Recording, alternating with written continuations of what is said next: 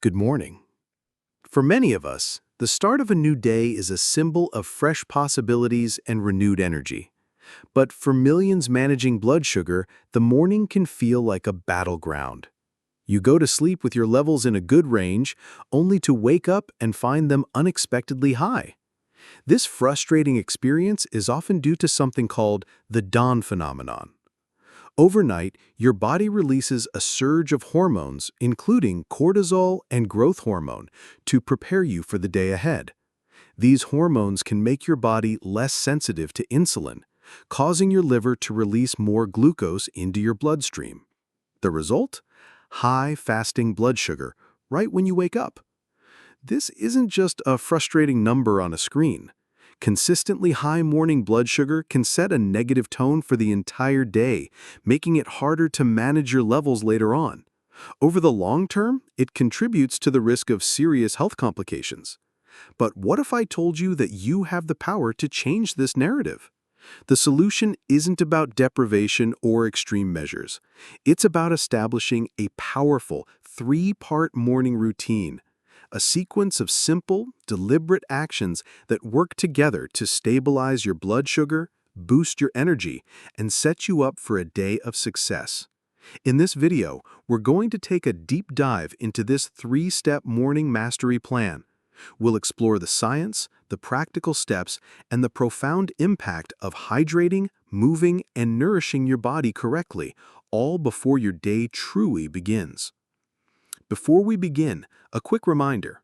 The information in this video is for educational purposes only and is not a substitute for professional medical advice. Always consult with your healthcare provider before making any significant changes to your diet, exercise, or diabetes management plan.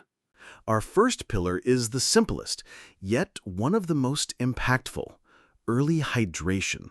Let's start with a basic fact. When you wake up, you are dehydrated. You haven't had any fluids for 6, 7, maybe 8 hours. During that time, your body has been quietly losing water through breathing and perspiration. This state of dehydration has a direct and immediate effect on your blood sugar. Imagine your blood is like a river. When the water level is low, the concentration of everything in it, including glucose, goes up. Your blood becomes thicker, more viscous, and the sugar is less diluted. This alone can cause your fasting blood sugar reading to be higher than it should be. The antidote is beautifully simple. The goal is to drink about 2 cups or 16 ounces of water within the first 30 minutes of waking. This act immediately begins to rehydrate your body, increasing the plasma volume in your bloodstream. That river of your blood starts to flow more freely, effectively thinning the blood and diluting the concentration of glucose. But the benefits go even deeper, directly supporting your kidneys. Your kidneys are your body's master filtration system. When your blood sugar is high, they work overtime to flush out the excess glucose through your urine, a process called glucosuria. Proper hydration is essential for this process. It gives your kidneys the fluid they need to function efficiently and filter your blood effectively, helping to literally wash excess sugar out of your system. The article mentions that this simple step improves circulation, nerve function, heart health, and mental clarity. Let's connect the dots. Better hydration means better blood volume, which reduces the strain on your heart and improves circulation to every part of your body. Your nerves rely on a proper balance of electrolytes and water to transmit signals correctly. And your brain, which is about 75% water, functions far better when hydrated, leading to improved focus and a clearer mind to start your day. Now for the practicals. The article suggests lukewarm water. Why?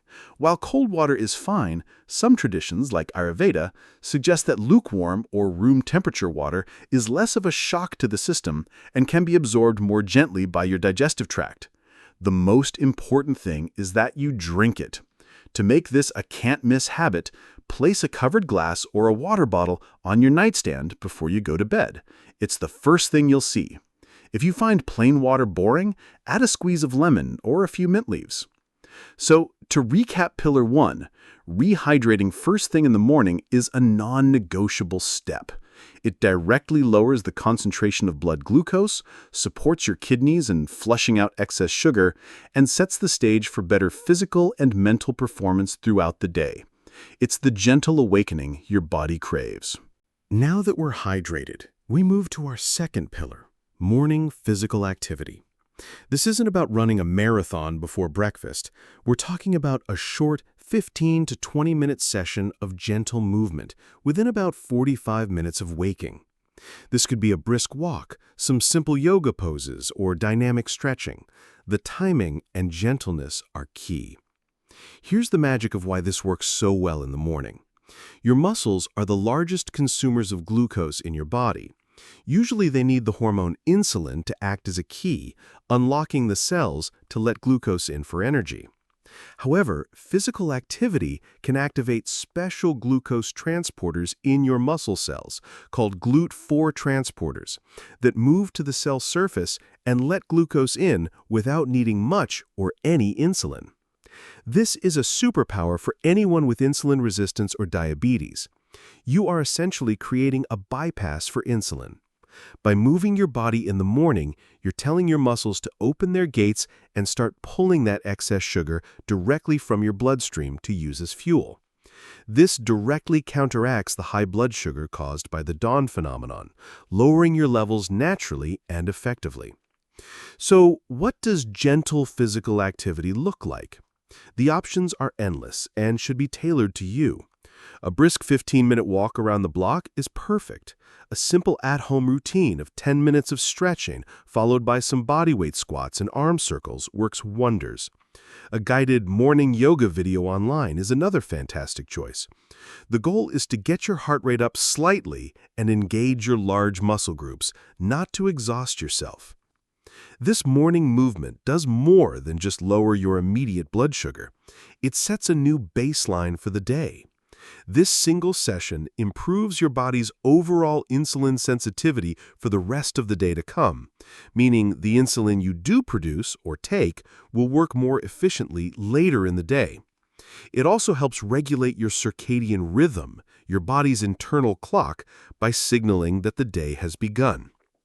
Plus, the endorphin release is a natural mood booster, fighting off morning grogginess. To make this a consistent habit, try habit stacking. You finished your water? Now it's time to move. Lay out your walking shoes or yoga mat the night before. Remove any friction that might make you skip it. Remember, consistency is far more important than intensity. A gentle 15-minute walk every single day is infinitely better than one intense hour-long workout once a week. So, to recap Pillar 2, a short burst of gentle activity within 45 minutes of waking is your secret weapon against the dawn phenomenon. It tells your muscles to absorb glucose directly from the blood, lowers your fasting levels, improves insulin sensitivity for the rest of the day, and boosts your mood. We've hydrated, we've moved, and now it's time for our third and final pillar, the balanced, high-fiber breakfast. What you eat for your first meal is arguably the most important factor in determining your blood sugar stability for the entire day. The goal is to eat within 90 minutes of waking and to build your meal around 3 superstars: fiber, protein, and healthy fats. Why this specific combination? It's all about the speed of digestion. Refined carbohydrates and sugars, like those in white bread, sugary cereals, or juice, are digested very quickly. They flood your bloodstream with glucose, causing a sharp spike, which is often followed by a dramatic crash. Fiber, protein, and fat, on the other hand, slow down gastric emptying. They force your body to digest more slowly, resulting in a gradual, gentle release of glucose into the bloodstream. No spike, no crash, just stable, sustained energy. Let's break down the team. First, fiber. Fiber is the structural part of plants that your body can't digest. Soluble fiber, found in oats, chia seeds, nuts, and beans, is particularly amazing. It dissolves in water to form a gel-like substance in your gut, which physically slows down the absorption of sugar. Aim for at least 5 to 10 grams of fiber at breakfast. Next, protein. Protein is not only essential for muscle repair, especially after your morning movement, but it also has a very minimal impact on blood sugar. More importantly, it is highly satiating, meaning it helps you feel full and satisfied, preventing overeating later. It also further slows down the absorption of any carbohydrates you eat with it. Great sources include eggs, Greek yogurt, cottage cheese, tofu, or a quality protein powder. And finally, healthy fats. Don't fear the fat. Healthy unsaturated fats from sources like avocado, nuts, seeds, and olive oil are crucial. They contribute to that feeling of fullness and dramatically slow down digestion, providing a long-lasting, stable source of energy and ensuring that gentle glucose curve we're aiming for. Just as important is knowing what to avoid. The biggest morning culprits are refined carbohydrates and sugar. This means steering clear of sugary cereals, pastries, donuts, white bread, bagels, and fruit juices.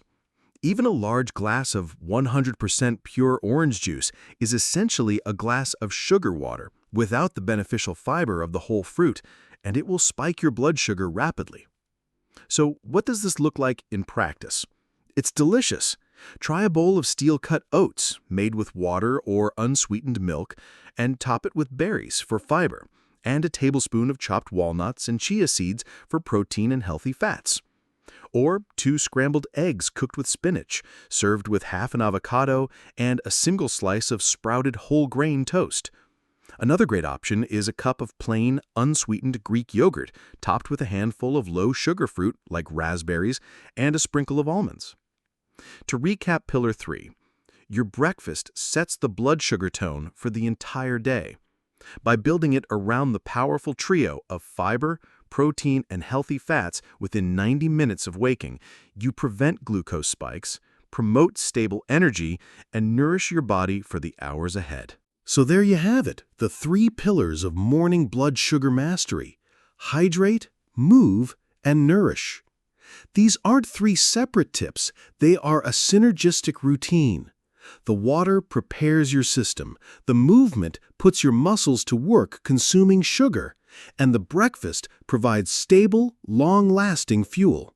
Together, they create a powerful buffer against the dawn phenomenon and high morning blood sugar. I know that trying to adopt a new routine can feel overwhelming. Don't try to be perfect overnight. Start with one thing.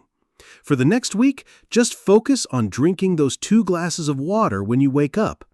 Once that feels like a solid habit, add in the 15-minute walk. Then, start experimenting with your breakfast. Small, consistent steps are what lead to lasting change. You have the power to master your mornings, and in doing so, take a massive step towards mastering your health. Thank you for watching. If you found this video helpful, please give it a thumbs up and subscribe for more content to help you on your health journey. Take control of your morning, and you can take control of your day.